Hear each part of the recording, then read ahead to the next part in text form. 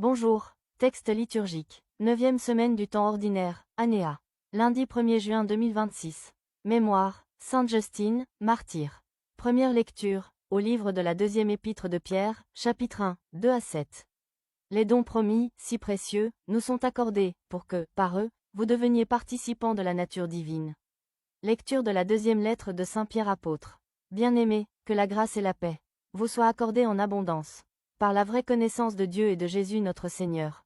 Sa puissance divine nous a fait don de tout ce qui permet de vivre avec piété, grâce à la vraie connaissance de celui qui nous a appelés. Par la gloire et la force qui lui appartiennent. De la sorte nous sont accordés les dons promis, si précieux et si grands, pour que, par eux, vous deveniez participants de la nature divine, et que vous échappiez à la dégradation produite dans le monde par la convoitise. Et pour ces motifs, faites tous vos efforts pour joindre à votre foi la vertu, à la vertu la connaissance de Dieu, à la connaissance de Dieu la maîtrise de soi, à la maîtrise de soi la persévérance, à la persévérance la piété, à la piété la fraternité, à la fraternité l'amour. Parole du Seigneur. Psaume 90. 90, 1 à 2, 14 à 15 AB, 15c16. Mon Dieu, je suis sûr de toi. Psaume 90, 2b. Quand je me tiens sous l'abri du Très-Haut et repose à l'ombre du Puissant, je dis au Seigneur, mon refuge, mon rempart, mon Dieu, dont je suis sûr, puisqu'il s'attache à moi, je le délivre.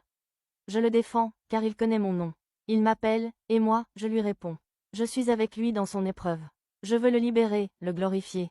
De longs jours, je veux le rassasier, et je ferai qu'il voie mon salut. Acclamation, chapitre 1 du livre de l'Apocalypse, 5 AB. Alléluia, Alléluia. Jésus-Christ, témoin fidèle, premier-né d'entre les morts, tu nous aimes, et par ton sang. Tu nous délivres du péché.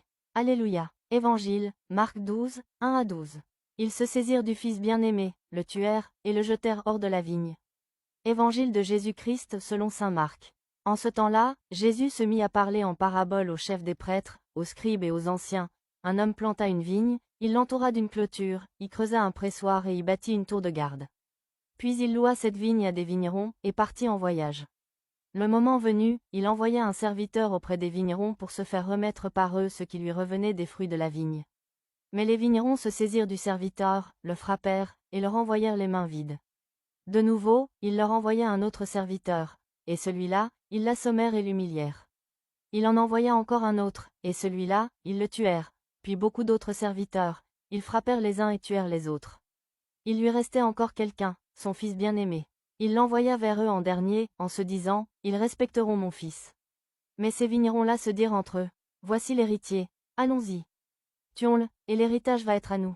Ils se saisirent de lui, le tuèrent, et le jetèrent hors de la vigne. Que fera le maître de la vigne? Il viendra, fera périr les vignerons, et donnera la vigne à d'autres. N'avez-vous pas lu ce passage de l'Écriture? La pierre qu'ont rejetée les bâtisseurs est devenue la pierre d'angle. C'est là l'œuvre du Seigneur, la merveille devant nos yeux. Les chefs du peuple cherchaient à arrêter Jésus, mais ils eurent peur de la foule. Ils avaient bien compris en effet qu'il avait dit la parabole à leur intention. Ils le laissèrent donc et s'en allèrent. Acclamons la parole de Dieu. Méditation. Après avoir célébré hier la Pentecôte, nous retrouvons aujourd'hui le rythme du temps ordinaire. Toute cette semaine, nous serons accompagnés par l'évangile de Marc que nous avions laissé au mois de février pour entrer dans le carême. Cette dernière parabole de Jésus dans l'évangile de Marc nous présente justement des vignerons qui peinent à accepter l'ordinaire de leur travail. Ils se révoltent contre ce maître dont ils voudraient s'approprier à la fois les fruits et l'héritage dans un scénario d'ailleurs totalement aberrant. Comment les meurtriers du Fils pourraient-ils prétendre à la récupération de l'héritage?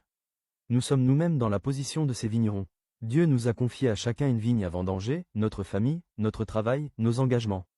Nous n'en sommes pas propriétaires même si bien sûr nous recevons une partie de ces fruits. Peut-être est-ce l'occasion de décider à nouveau de nous engager dans une vie qui peut nous paraître trop ordinaire, surtout si ces jours-ci nous donnent l'occasion de reprendre un cours de vie plus normal.